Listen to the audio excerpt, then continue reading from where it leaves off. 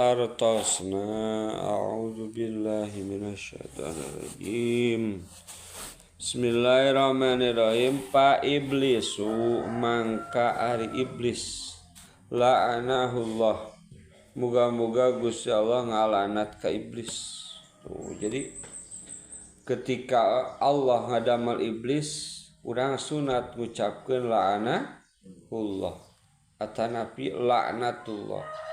Dina Al-Quran sami ketika urang dina Al-Quran pas malabahan lapad iblis sunat maca laknatullah atanapi la'anahullah. Eta ganyaran. Jadi Allah ngadamel iblis teu sia-sia bagi urang. Aya doa an khusus pikeun iblis nyata laknatullah. Jadi ganyaran. La'anahullah sami mangga wae. Jadi ganyaran. Bahkan kualitas ibadah urang gede jeung henteu kusabab urang bisa ngalawan ka iblis. Kualitas gede ibadah urang.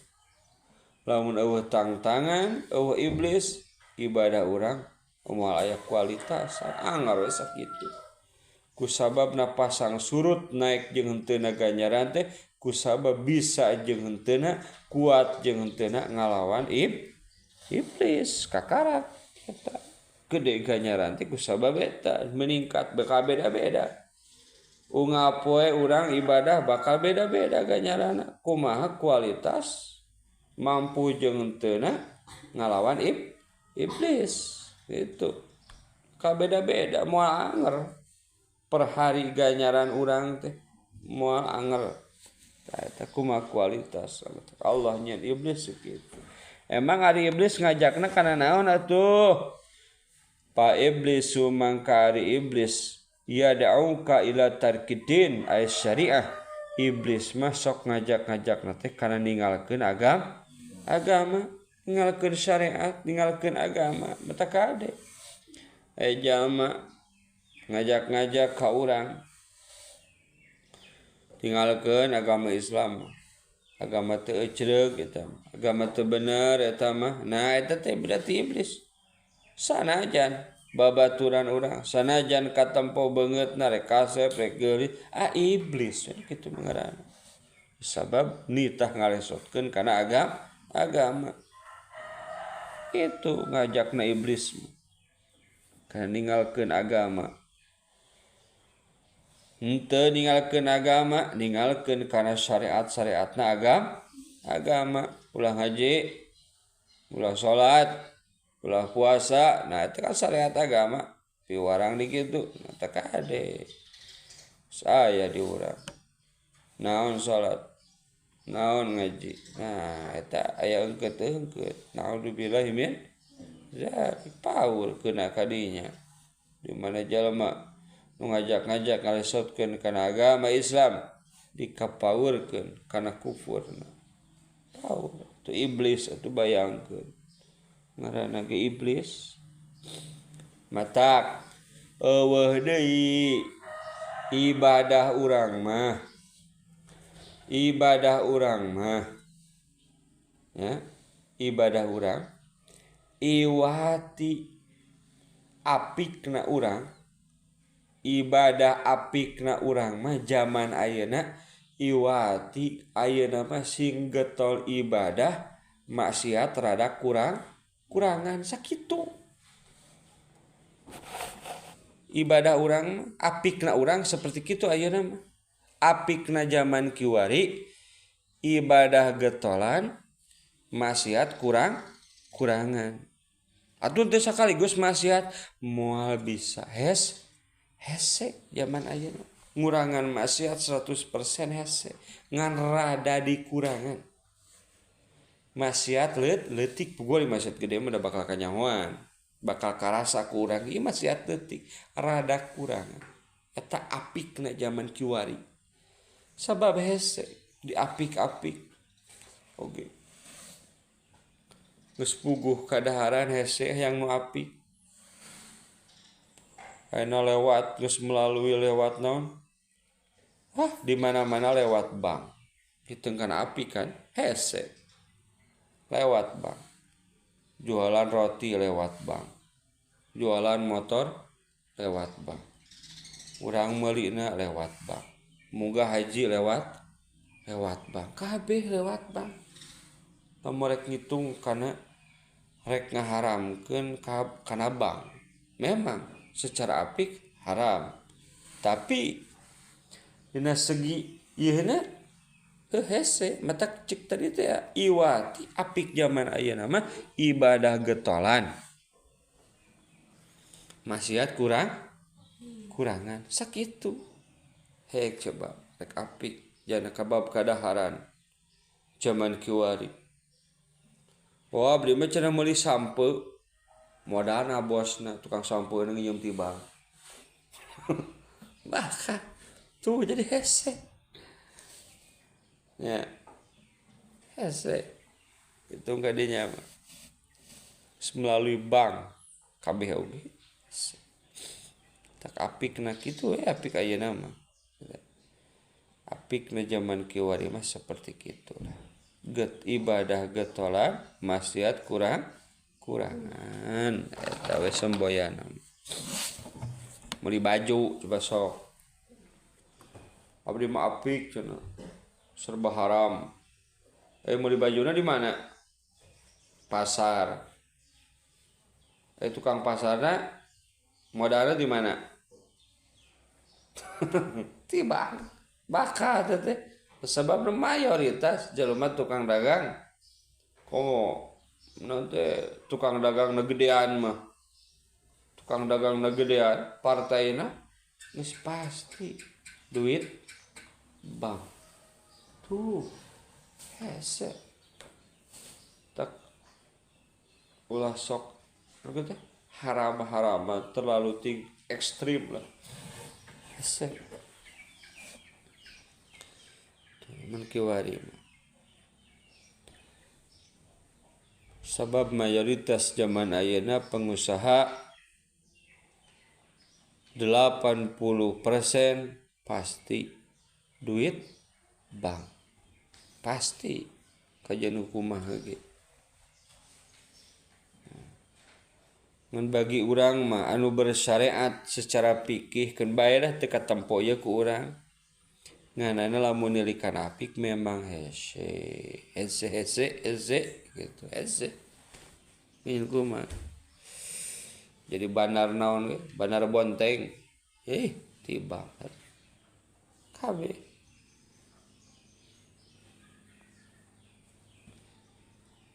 Masa kau santri malah pokoknya bakal sakitu santri. Bakal samampuhna getol ngaji sakitu santri mah. Apikna santri mah. Beuteung teu kalaparan getol ngaji eta lah masakatna santri. Masakat santri mah eta we. Beuteung teu kalaparan getol ngaji. Tah kitu iblis teh. Jadi iblis teh ngajak-ngajak teh titah ninggalkeun kana agama, titah ninggalkeun kana syariat agama. Wa nafsu ari nafsu amarah, ail amaratu tad'uka ilal maksiat. Ari nafsu amarah mah ngajak-ngajak teh kana maksiat. Kana maksiat eta mah langsung nafsu amarah mah. Beda ke jeung dihanap Hawa. Jeung hawa nafsu beda. Nafsuna jeung hawa nafsu. Ari nafsu mah langsung ngajak kana maksiat. Langsung eta mah. Urang lalajo jaipongan. Nah, langsung eta mah nafsu. Langsung aya nafsu mah. Ke dihanap hawa mah. Tak kitu.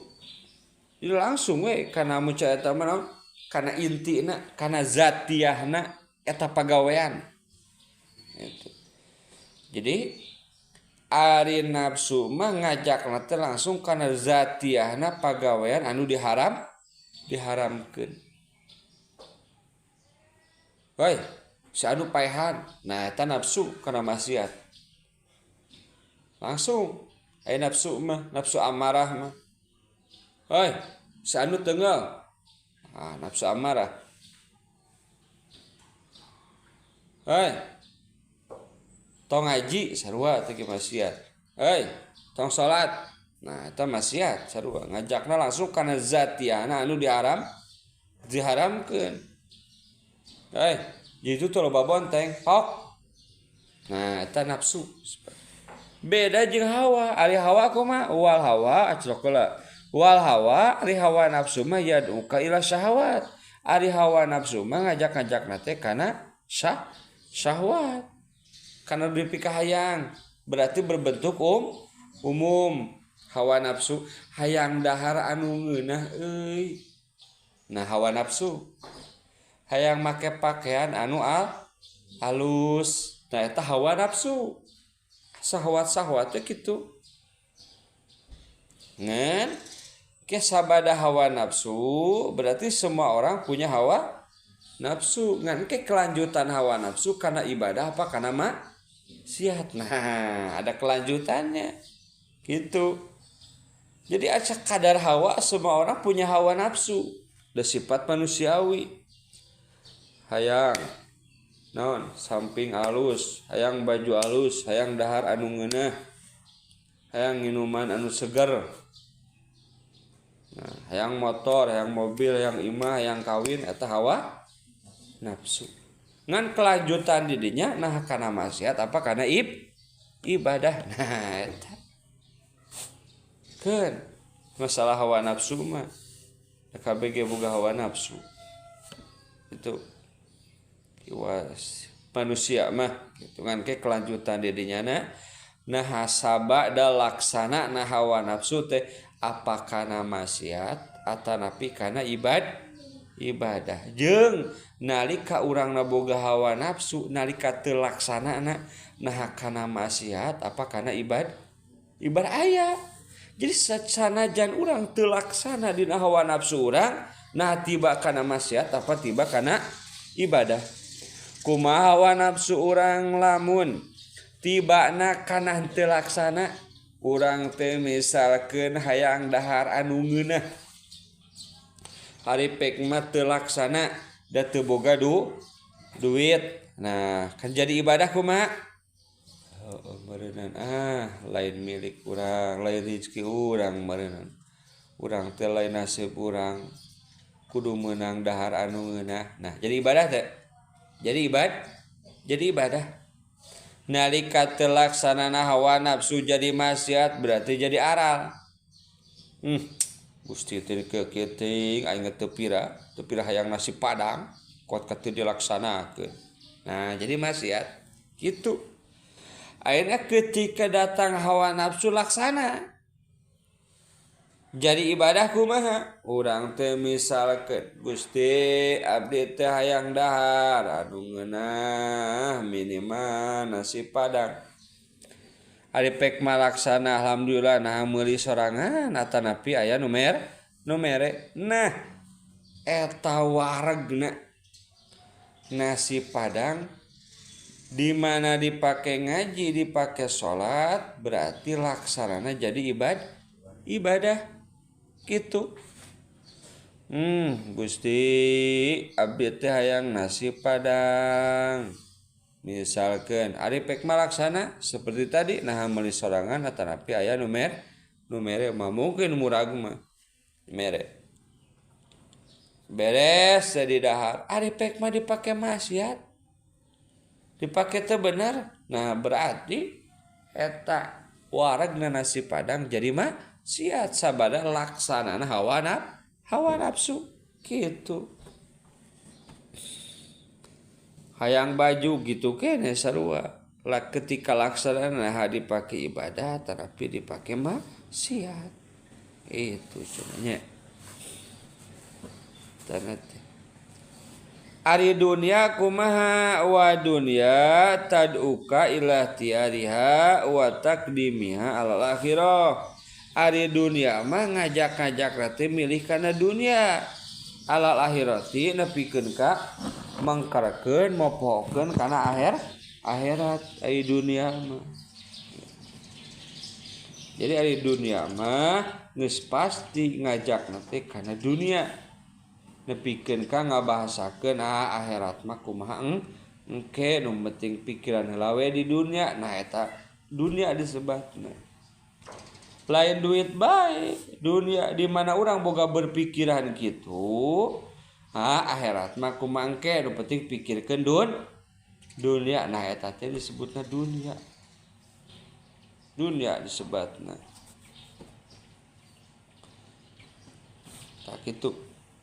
Eta penjelasan tentang timulai iblis ngajak-ngajakna kana ninggalkeun agama atanapi kana syariat agama lapsu langsung ngajak teh kana zatiahna perkara maksiat. Nah, langsung lamun hawa nafsu ngajakna eta mah kana syahwat-syahwat anu hayang-hayang gitu. Lain kana zatiahna eta mah aya kelanjutanna nah sabada laksana kana maksiat atanapi kana ibadah atanapi ketika teu laksana nah kana maksiat atanapi kana ibadah. Eta hawa ari dunia mah ngajakna teh kana milih dunia mopohokeun mandirikeun akhirat. Sabab aya anu benerna mah nu bener lain ulah boga dunia, nu bener mah sanajan boga dunia tetap akhirat kudu diheulakeun. Itu tetap atanapi minimal teu diheulakeun ge minimal saimbang dunia jeung akhirat seimbang.